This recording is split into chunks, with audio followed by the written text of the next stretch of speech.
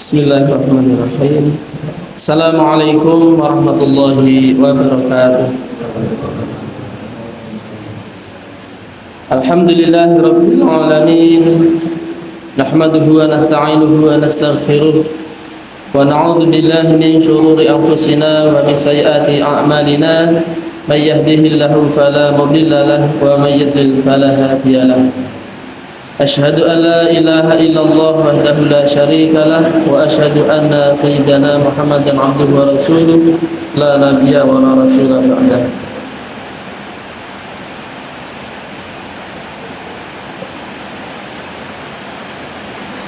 Qala Allah Ta'ala fi kitabihil karim, a'udzu billahi minasy syaithanir rajim. Bismillahirrahmanirrahim. Ya ayyuhalladzina amanu taqullaha haqqa tuqatih wa la tamutunna illa wa antum muslimun. Yang saya hormati Ketua Takmir Masjid, juga para tokoh agama, tokoh masyarakat, kemudian seluruh jamaah Masjid Baitus Salam, Bapak Ibu yang hadir pada kesempatan pagi hari ini yang saya hormati, dan semoga semuanya senantiasa mendapatkan rahmat Allah Subhanahu wa Ta'ala. Mari kita bersama-sama memanjatkan syukur kita kehadirat Allah Subhanahu wa Ta'ala atas limpahan rahmat, nikmat, hidayah, inayah yang Allah berikan pada kita semuanya, hingga pada kesempatan pagi hari ini kita bisa melaksanakan sholat subuh dengan berjamaah dengan dalam keadaan sehat walafiat. Posisi hujan, insya Allah hujan yang bermanfaat, karena beberapa hari udara lumayan panas. Alhamdulillah pagi hari ini semenjak masuk masjid ini sudah terasa dingin, padahal beberapa hari panas. Alhamdulillah semenjak masuk masjid ini dingin. Ingin ditambah hujan sekalian, insya Allah suasana semakin bagus. Bukan menjadi penghalang kita untuk terus taat kepada Allah Subhanahu wa Ta'ala, justru semakin menambah syukur kita kepada Allah Subhanahu wa Ta'ala. Mudah-mudahan Allah Subhanahu wa Ta'ala senantiasa menolong kita untuk bisa senantiasa taat kepadanya dalam setiap waktu, dalam setiap keadaan, sehingga kita nanti bisa mendapatkan husnul khotimah. Salawat serta salam semoga senantiasa melimpah pada Nabi kita, Nabi Agung Muhammad Sallallahu Alaihi Wasallam. Mudah-mudahan kita bisa senantiasa istiqomah untuk mengikuti petunjuk beliau sampai akhir hayat kita, memperjuangkannya, mendakwahkannya sampai akhir hayat kita, sehingga nanti kita layak untuk mendapatkan syafaat beliau, layak untuk minum dari telaga beliau, layak untuk berjumpa dengan beliau di surganya Allah Ta'ala. Pada kesempatan pagi hari ini kita masih akan melanjutkan kajian kita dari kitab Nashaikhul Ibad.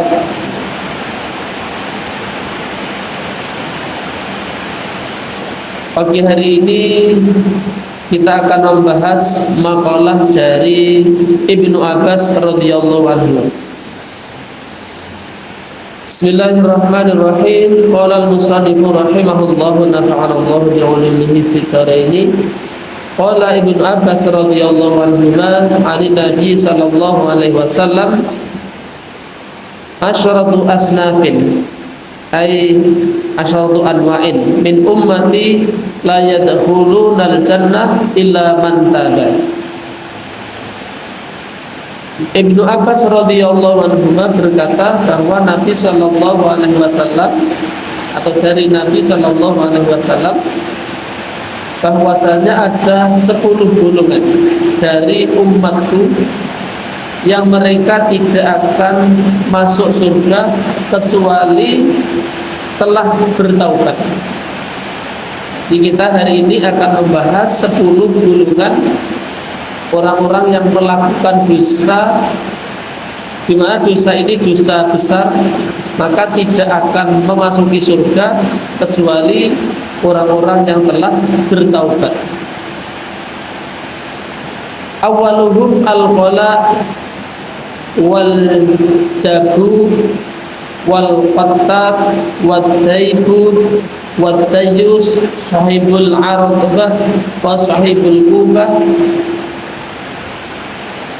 wal utul wal zanin wal aqulil walidain. Qila ya Rasulullah mal qala. Dari 10 golongan itu yang pertama adalah al-qola, kemudian jabuk, kemudian kotat, kemudian daibun, kemudian dayus, sohibul artobah, sohibul kubah, utul zanim, wal akulil walidaini. Kemudian Rasulullah SAW beliau ditanya, apa itu qola ya Rasulullah? Kinten-kinten apa qola? Kolak niku nek cara Jawa telo diris-iris dikai gula nggih segeran namine kolak. Tapi mboten niku yang dimaksud. Kolak di sini Rasulullah ketika ditanya apa itu kolak, beliau ngendikan qala Rasulullah sallallahu alaihi wasallam alladzi yamshi baina yadayil umara wa huwa as-sa'i ilaihim bil badili wal kadhibi. Rasulullah menghentikan atau beliau menjawab, qala adalah orang yang berjalan mondar-mandir di hadapan para umara, mereka membawa berita batil dan berita bohong. Coro wayange sembunyi. Barang boten nate delok wayang nggih boten mudeng sembunyi napa. Jadi orang yang mondar-mandir pergi ke hadapan umara mencari muka dengan berita bohong. Kalau begini nanti akan begitu, kalau macam-macam. Dia mondar-mandir itu untuk mencari muka, untuk mencari jabatan, mencari ini dan itu, mencari dunia, tapi beritanya itu seringnya batil dan bohong. Maka orang yang seperti ini tidak akan masuk surga kecuali nanti dia sudah bertaubat. Maksudnya ini termasuk salah satu dosa besar yang harus kita jauhi. Mondar-mandir di hadapan para umara, para pejabat untuk mencari muka dalam rangka mencari harta atau jabatan.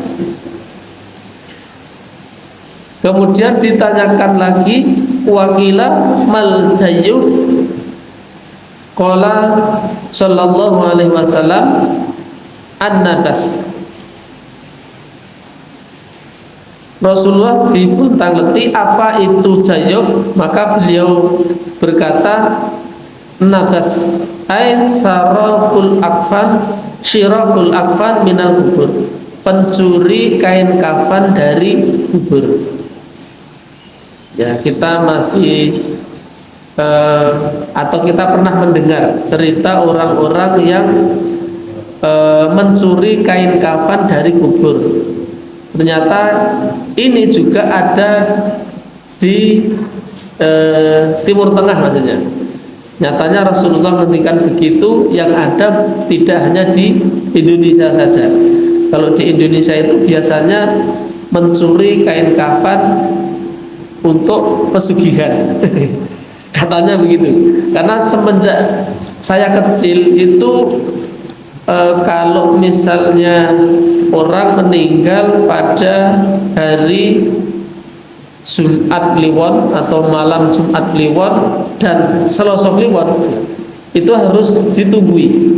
Kalau tidak, maka nanti kain kafannya akan dicuri orang. Ya, katanya begitu. Untuk pesugihan.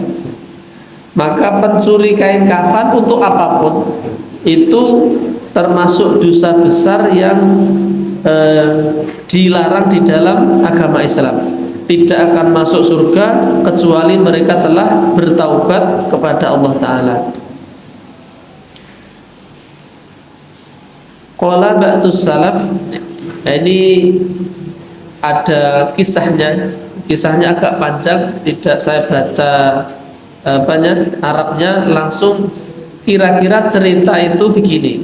Dari kisahnya langsung tak kisahkan saja biar cepat nih. Dulu itu ada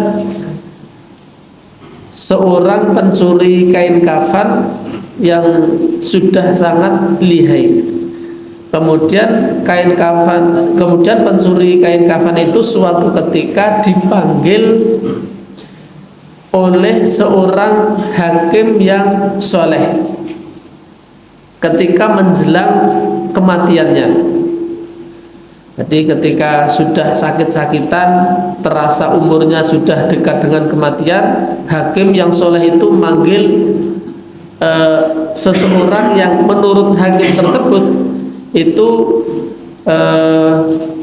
mencuri kain kafan. Nah, dia itu sudah mengantisipasi agar kain kafannya tidak dicuri. Nah, ketika pencuri kain kafan itu sudah di rumahnya, kemudian dia bilang begini, saya tahu menurut desas-desus yang ada engkau itu sering mencuri kain kafan orang yang meninggal dunia. Saya sudah menyiapkan uang seharga kain kafan yang aku beli. Nanti kalau saya meninggal, jangan engkau usik kain kafanku, maksudnya jangan dicuri. Ini tak kasih uang yang seharga kain kafan yang ada di kain kafanku. Kemudian dia itu nggak mungkir gitu, nggak mungkir. Malah dia sepakat bahwa dia nanti tidak akan mengusik kain kafannya yang ada di kuburan. Kemudian setelah pulang dan betul beberapa hari kemudian hakim ini meninggal dunia, kemudian dikebumikan. Tapi namanya sudah kadung kebiasaan, setan menggodanya dan dia tergoda. Wong dia itu nggak tahu, kalaupun saya curi, terus bisa apa dia? Akhirnya dia tergoda untuk mencuri kain kafan hakim tersebut. Maka digalilah kuburannya. Nah, ketika dia menggali kuburan hakim yang soleh tadi, setelah dalam itu lamat-lamat dia mendengarkan suara, ya menurut dia suara malaikat. Ada dua malaikat yang sedang berbincang-bincang. Kemudian dia mendengar salah satu malaikat bilang, ciumlah kakinya, gak ada yang aneh. Ciumlah tangannya. Kemudian malaikat yang satu mencium tangannya, yang kanan, yang kiri, gak ada yang aneh. Cium matanya, gak ada yang aneh. Sampai kemudian terakhir dia cium telinganya. Telinganya bau bacin. Kok telinganya bau busuk ya? Kemudian diperiksa, dia itu selama ini menjadi hakim sering mendengarkan perkataan hanya dari sebelah pihak. Ini yang membuat dia telinganya menjadi busuk. Nah, setelah itu oleh malaikat didamoni ini ditiup.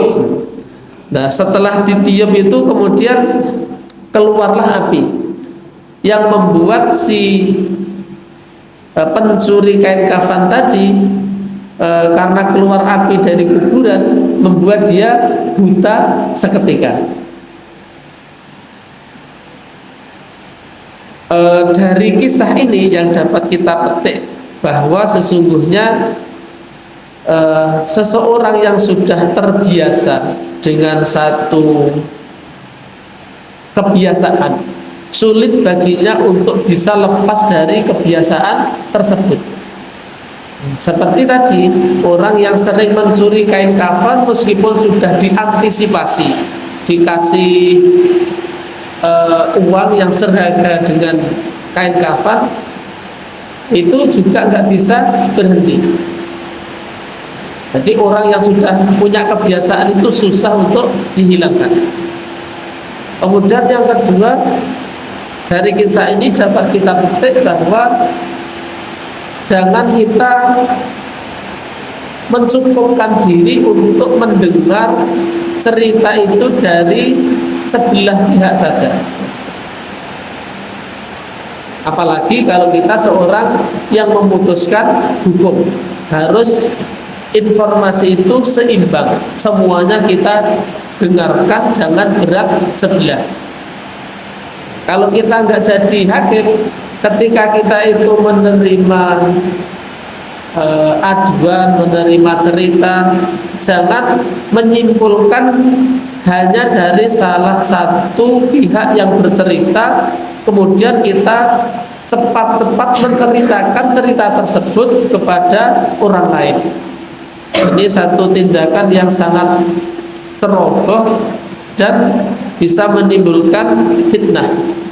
Jadi kalau kita diceritani dari dua orang, misalnya ada suami dan istri yang lagi bertengkar, suaminya bercerita, ya jangan kemudian kita langsung percaya, karena versi cerita versi suami terkadang beda dengan cerita versi istri.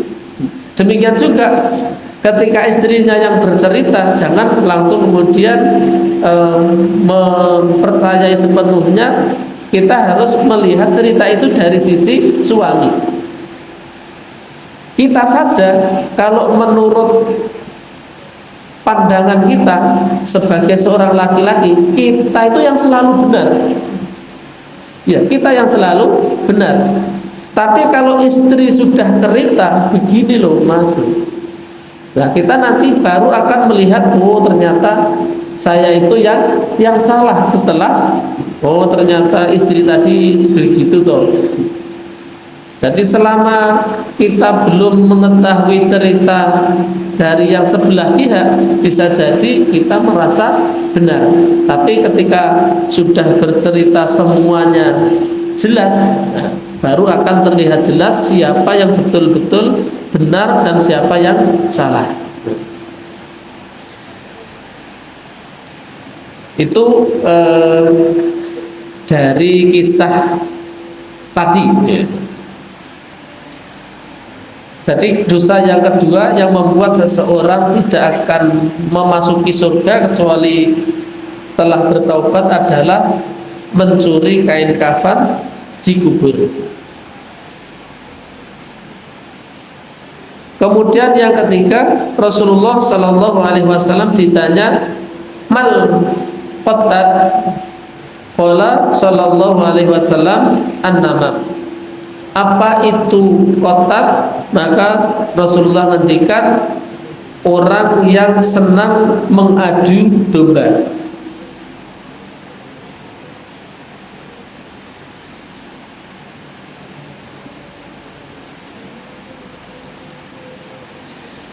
Kemudian di sini disebutkan sebuah hadis dari Mu'adz radhiyallahu anhu, qultu ya Rasulullah ara'aita qaulallahi ta'ala yauma yunfakhu fis suri fatatuna afwaja. Wahai Rasulullah, apakah pendapatmu tentang firman Allah Ta'ala, yauma yunfakhu fis suri fatatuna afwaja? Faqala sallallahu alaihi wasallam, ya Mu'ad, laqad sa'alta an syai'in azimin. Maka Rasulullah menjawab, wahai Mu'ad, sungguh engkau telah bertanya tentang suatu perkara yang sangat besar. Tsumma arsala al-ainaihi asyarifataini bil bukai. Kemudian bercucuranlah kedua mata Rasulullah sallallahu alaihi wasallam bercucuran dengan air mata. Tsumma qala sallallahu alaihi wasallam, yuhsyaru asratu asnafin min ummati ashtatan qad mayazahumullahu min jama'atil muslimin wa yubti'u suwarahum faminhum ala suratil kirdati wa ba'duhum ala suratil khanaziri wa ba'duhum munakasuna bi arzulihim wa wujuhum yushabun 'alaiha. Rasulullah sallallahu alaihi wasallam bersabda, nanti di hari kiamat akan dihalau 10 golongan dari umatku, di mana 10 golongan itu bermacam-macam. Mereka dipisahkan oleh Allah dari jamaah kaum muslimin, dan mereka akan diawali dengan berbagai bentuk. Di antara mereka itu ada yang bentuknya seperti kera. Di antara mereka juga ada yang berbentuk seperti bentuknya babi.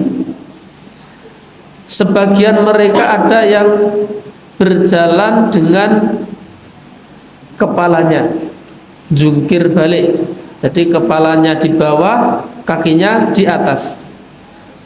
Kemudian mereka diseret atas wajah mereka. Dan sebagian mereka ada yang buta. Mereka mondar-mandir kebingungan. Dan sebagian mereka ada yang bisu, ada yang tuli dan tidak memahami apapun. Sebagian mereka ada yang mengunyah-ngunyah lidah mereka. Mutadhaliyatin ala sudurihim bisailil yasilul qayhu min afwahim. Mereka mengunyah-ngunyah lidah mereka sampai lidahnya menjulur hingga ke dada mereka. Kemudian keluarlah dari mulut mereka itu nanah, sehingga orang-orang merasa jijik atas mereka. Wa ba'duhum muqatti'atu aydihim wa arjulihim. Di antara mereka ada juga orang yang terpotong tangan dan kaki mereka. Wa ba'duhum musallabun ala judhu'in minan nari. Dan sebagian mereka ada yang disalib di atas papan dari besi, dari api. Ada yang disalib di atas papan dari api. Wa ba'duhum asyaddu natnan minal ziyafi. Sebagian mereka ada orang yang sangat busuk baunya. Wa ba'duhum yuksawna jalabiba sabighatan min qatiranin. Di antara mereka juga ada orang yang diselimuti dengan kain yang dicelup dengan aspal. Fa ammal ladzina ala suratil qiradati fal qattatu. Maka adapun orang-orang yang dia itu bentuknya berbentuk apa tadi? Kera. Mereka adalah al-qattat. Jadi yang tadi disebutkan al-qattat, pengadu domba, nanti di hari kiamat dia akan dibangkitkan oleh Allah. Kemudian bentuknya itu bentuk kera. Jadi para pengadu domba akan dibangkitkan kemudian berbentuk kera. Wa ammal ladzina ala suratil khanaziri fa aklatus suhti wal kasbil haram. Adapun orang yang nanti bentuknya seperti bentuk babi atau celeng, ya, maka mereka adalah orang-orang yang memakan harta haram dan pekerjaan-pekerjaan haram, mithlul kisati warrosya, seperti pemungut cukai dan suap. Wa amal munakisuna bi ru'usihim wa wujuhihim fa'aklatur riba. Dan adapun orang yang dijungkir balikkan kepalanya di bawah, mereka diseret atas wajah mereka, mereka itu adalah para pemakan riba. Wa amal umyu faman yajuru fil hukmi. Adapun orang yang buta di hari kiamat, maka mereka adalah orang yang berbuat zalim dalam urusan hukum. Ketika menghukumi kemudian tidak adil, berbuat zalim, maka nanti akan buta di akhirat. Wa amma sukmul hukmu fahum alladzina yu'jabuna bi a'malihim. Dan adapun orang yang bisu dan tuli, maka mereka itu adalah orang-orang yang takjub, merasa ujub dengan amal-amal mereka. Wa ammal ladzina yumadzighuna alsinatahum fal ulama wal qassas alladzina yukhalifu qauluhum amalahum. Adapun orang-orang yang mengunyah-ngunyah atau memakan lidah mereka, maka mereka itu adalah para ulama dan para tukang cerita yang perbuatan dan perkataan mereka itu berselisih, atau perbuatan mereka menyelisihi apa yang mereka katakan. Wa amal qit'atu aydihim wa arjulihim falladzina yu'dzunal jiran. Adapun orang yang nanti dipotong tangan dan kakinya, mereka adalah orang yang menyakiti tetangganya. Wa amal musallabuna ala judhu'in minan nari fasu'atu bin nasi ila sultan. Adapun orang yang nanti akan disalib di atas papan dari api, mereka para pengadu yang mengadukan manusia kepada sultan, para penguasa. Wa amal ladzina hum asyaddu natnan minal jifi falladzina yatamatta'una bisyahawati walladzati. Adapun orang yang baunya sangat busuk sekali, yaitu orang-orang yang mereka di dunia itu bersenang-senang dengan syahwat dan kelezatan. Kerjaannya itu menuruti syahwat. Biasanya syahwat itu identik dengan kemaluan. Wa yamna'una haqqallahi ta'ala min amwalihim, dan mereka tidak mau menunaikan hak Allah Ta'ala dari harta mereka. Artinya ya mereka tidak membayar zakat, tidak mau sedekah. Wa amal ladzina yuksawnal jalabiba fa ahlul kibri wal khuyala'i wal fahri. Adapun orang-orang yang nanti akan dicelup, orang-orang yang akan diselimuti dengan kain yang dicelup dengan aspal, maka mereka itu adalah orang-orang yang sombong, orang-orang yang membanggakan diri. Ini dosa yang ketiga, kemudian menceritakan tentang keadaan di hari kiamat nanti. Wakila li Rasulillah sallallahu alaihi wasallam mat taibub. Kemudian Rasulullah ditanya, apa itu daibab ya Rasulullah? Beliau ngendikan, alladzi yujma'u fi baitihi al-fatayat lil fujuri, yaitu orang yang dikumpulkan di dalam rumahnya beberapa gadis untuk berbuat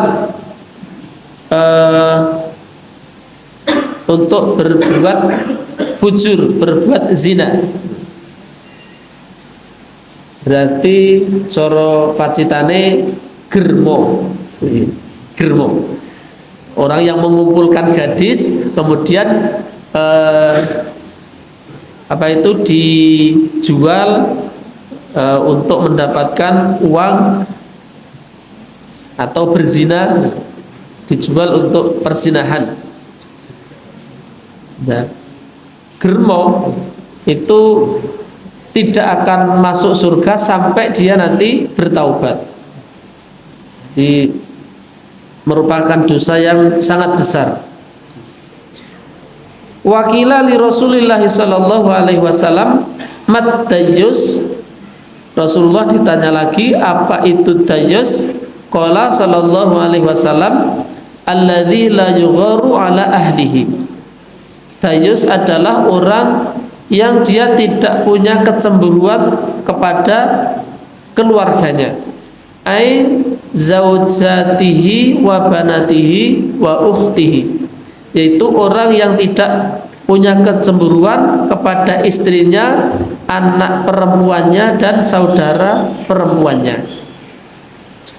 Maksudnya ya istrinya bersama laki-laki lain dibiarkan saja. Bahwa di ngalor ngidul, udah kok sama si fulan kenapa? Ya urusan bisnis lah, dibawa ke sana kemari.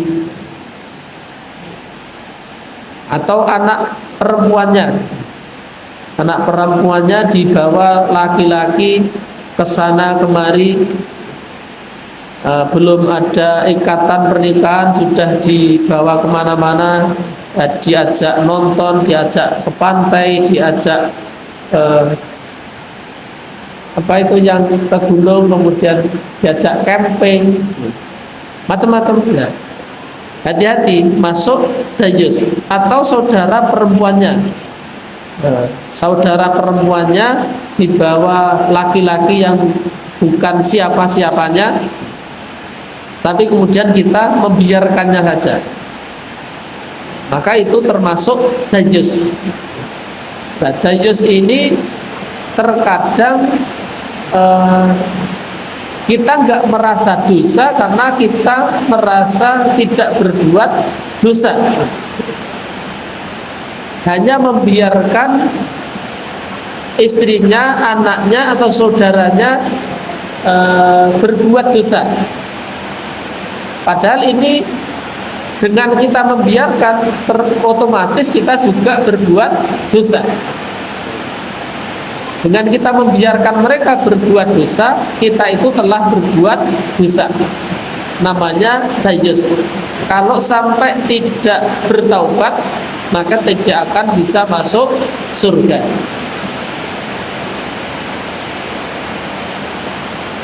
Wakila li Rasulillah sallallahu alaihi wasallam, ma sahibul artobah.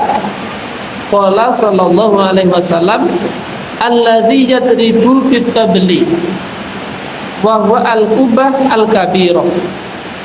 Siapa itu sahibul artobah? Maka Rasulullah menjawab, orang yang memukul-mukul gendang yang besar. Orang yang pekerjaannya itu memukul gendang yang besar. Wakilah ma sahibul kubah. Siapa itu sahibul kubah? Ya, termasuk orang yang tadi tidak akan masuk surga kecuali sudah bertaubat. Sahibul kubah alladzi yadribut tambur, orang yang memukul gendang yang kecil. Memukul gendang besar dan memukul gendang kecil ini sama-sama berdosa.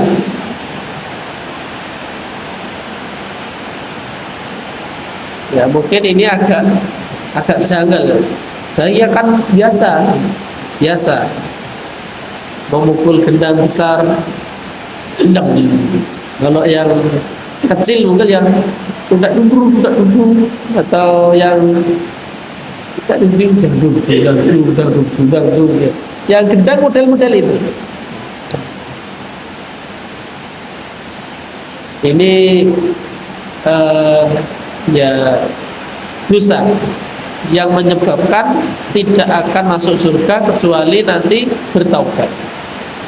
Wakila li Rasulillah sallallahu alaihi wasallam mal utul, qala sallallahu alaihi wasallam alladzi la ya'fu 'anil dzambi wa la yaqbalul udhra.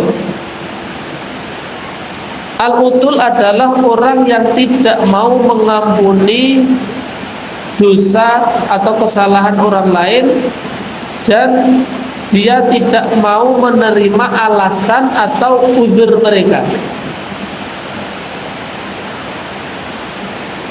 Ai wa huwa al-mutakabbir. Jadi orang itu bersikap takabur, bersikap sombong.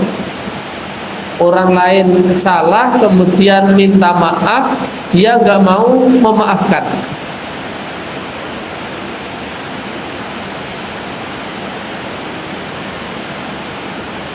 Wakila li Rasulillah sallallahu alaihi wasallam mazzanim, siapa itu zanim? Qala sallallahu alaihi wasallam alladzi wulida minaz zina.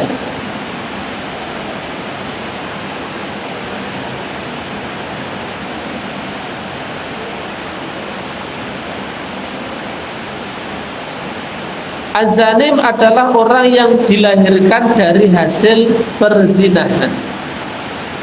Az-zanim adalah orang yang dilahirkan dari perzinahan. Orang yang dilahirkan dari hasil perzinahan itu akan punya apa ya? Akan punya perasaan nanti atau punya kebiasaan nanti ya akan ikut ibunya, ikut-ikutan jadi pezina. Maka kalau kemudian dia itu tidak bertaubat atau dia mengikuti profesi ibunya atau kebiasaan ibunya yang sering berzina, ya maka dia termasuk orang yang tidak akan masuk surga kecuali kalau dia bertaubat. Jadi meskipun anak zina, kalau kemudian bertaubat tidak mengikuti jejak langkah ibunya, maka dia bisa masuk surga.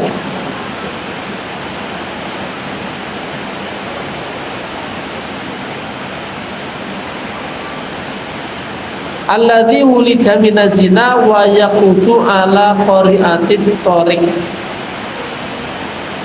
fayaqtabun nasa. Jadi anak zina yang kerjaannya itu nongkrong-nongkrong di tengah jalan sambil gosip orang. Anak zina yang kerjaannya nongkrong-nongkrong di jalan kemudian gosip manusia. Jadi satu paket. Ya tadi kayak ibunya kemudian ikut-ikutan berzina. Nanti kalau ada orang lewat di gosip, kecuali kalau bertaubat.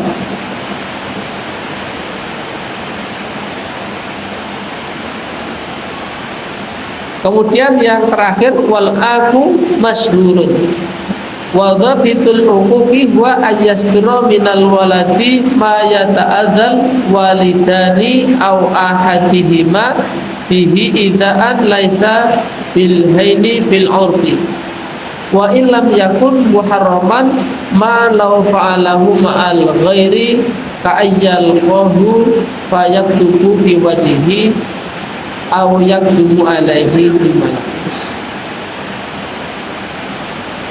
Kemudian yang nomor 10 yang tidak akan bisa masuk surga kecuali bertaubat adalah orang yang durhaka terhadap kedua orang tuanya atau terhadap salah satunya. Orang yang durhaka kepada orang tuanya. Kemudian yang dimaksud durhaka terhadap orang tua tidak harus menyakiti mereka, menyakiti secara fisik maksudnya, tetapi perbuatan apa saja yang membuat mereka itu tersakiti, baik maksudnya tidak hanya fisiknya tapi menyakiti hatinya, perasaannya dengan menghina mereka mungkin, atau secara kebiasaan itu dianggap menghina. Misalnya seseorang yang meludah. Ya, meludah itu kan mubah ya. Artinya meludah itu bukan perkara yang haram. Tetapi ketika meludah itu kemudian menyakiti orang luar, maka meludah itu termasuk akun lil walidaini. Berbincang-bincang dengan orang tua, nggak cocok, nggak sepakat, kemudian mengeluarkan ludah. Itu orang tua kolek banget, kemudian mengeluarkan lidah, kan otomatis orang tua tersakiti. Kok anak sekarang modelnya kayak gitu? Dinasehatin orang tua bukannya nerima malah mengeluarkan ludah. Nah, itu misalnya tidak harus menyakiti fisik.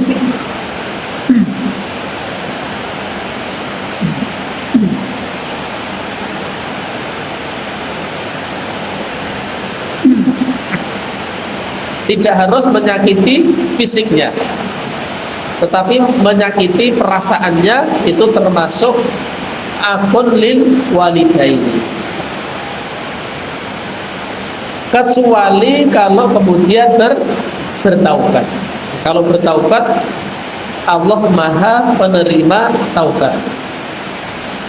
Kemudian dalam hal menerima taubat ini tidak akan dibaca juga, langsung tak kisahkan.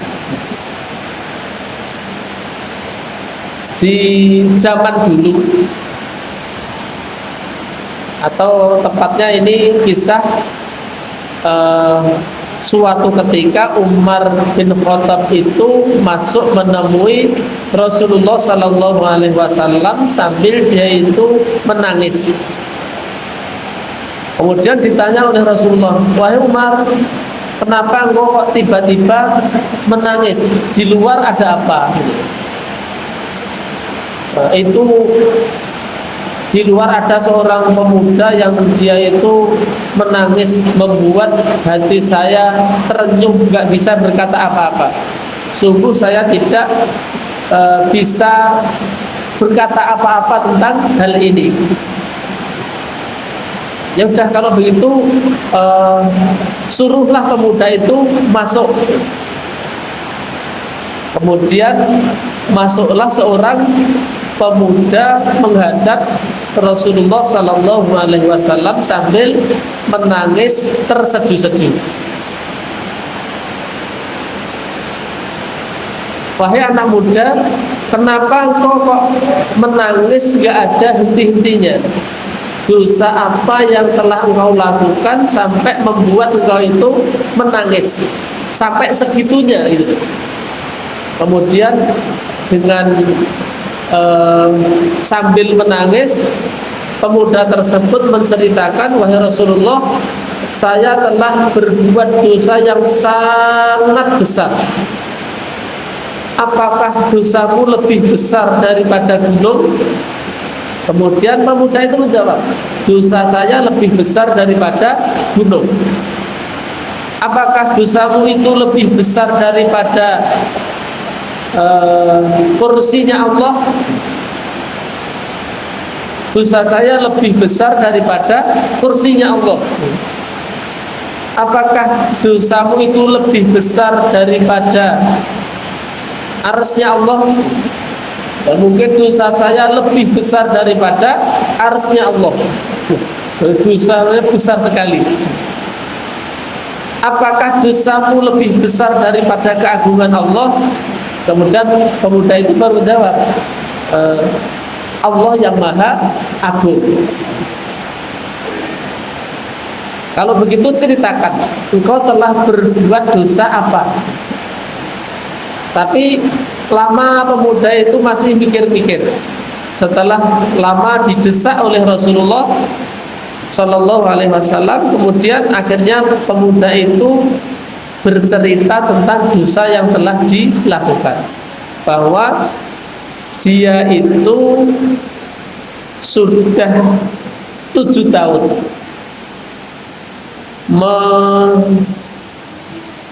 menggali kubur atau mencuri kain kafan yang ada di kuburan. Jadi enggak hanya 1 kali 2 kali, tapi sudah sangat sering, bahkan sudah 7 tahun.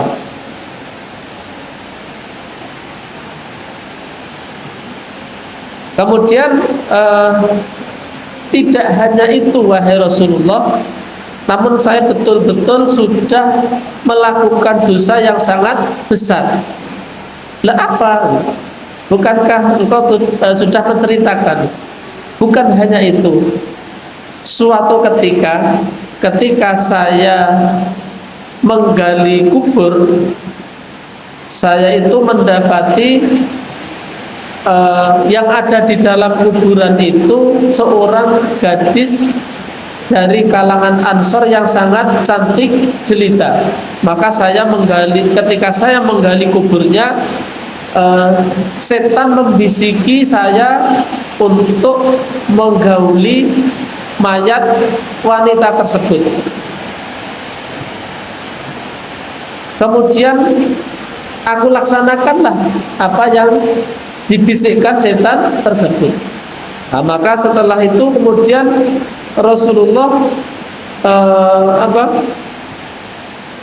beranjak dan meninggalkan pemuda tersebut, menyuruh pemuda itu untuk keluar dari rumahnya. Rupanya dosa yang dilakukan pemuda itu membuat Rasulullah juga beliau marah. Karena disuruh keluar, ya pemuda itu kemudian keluar sambil menangis. Kemudian dia pulang. Di rumah pemuda tersebut kemudian terus-menerus menangis. Dia bertaubat kepada Allah Subhanahu wa taala, melakukan berbagai kebaikan, terus-menerus berzikir dan berbagai amal kebaikan, sambil terus menangis berhari-hari. Kemudian dia itu bermunajat selama 40 hari. Setelah 40 hari, pemuda tersebut berdoa kepada Allah, ya Allah, apakah engkau mau menerima taubatku? Kalau engkau mau menerima taubatku, maka beritahukanlah kepada Nabi Muhammad dan sahabatnya. Kalau engkau tidak mau menerima taubatku, engkau bakar saja diriku, engkau kirimkan api untuk membakar diriku, tapi janganlah engkau menyiksaku di hari kiamat nanti. Artinya dalam keputusasaannya, kemudian ya lebih baik dibakar di dunia daripada nanti dibakar di akhirat. Kemudian Allah Subhanahu wa taala mengutus malaikat Jibril untuk memberitahukan kepada Nabi Muhammad sallallahu alaihi wasallam. Kemudian malaikat Jibril menemui Rasulullah, wahai Muhammad, apakah engkau yang menciptakan manusia? Bukan, Allah yang menciptakan manusia. Apakah engkau yang menciptakan pemuda? Bukan, Allah yang menciptakan pemuda. Apakah engkau yang menerima taubat mereka? Apa engkau yang memberi rezeki mereka? Bukan, Allah yang memberi rezeki mereka. Apakah engkau yang menerima taubat pemuda? Bukan, tapi Allah yang menerima taubat mereka. Maka ketika Rasulullah diberitahu bahwa pemuda tersebut sudah diterima taubatnya oleh Allah Subhanahu wa taala, kemudian Rasulullah memberitahukan kepada sahabatnya bahwa pemuda tersebut taubatnya diterima oleh Allah Subhanahu wa taala. Ini menutup kisah tadi atau dosa-dosa yang bahwa 10 dosa yang kita sebutkan tadi, mulai dari datang kepada penguasa membawa berita batil, berita bohong, kemudian apa tadi,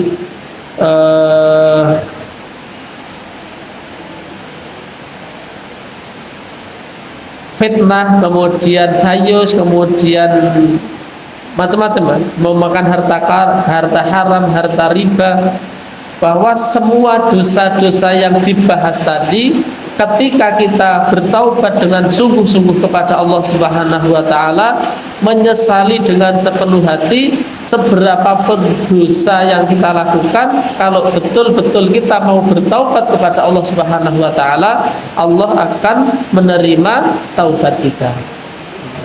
Jadi dari awal memang sudah disebutkan illa man taba, kecuali orang yang telah bertaubat. Berarti sebesar apapun dosa itu, bahkan tadi tidak hanya menggali kain kafan, tetapi juga menyetubuhi orang yang ada di dalamnya, kan sudah sangat bejat sekali kan.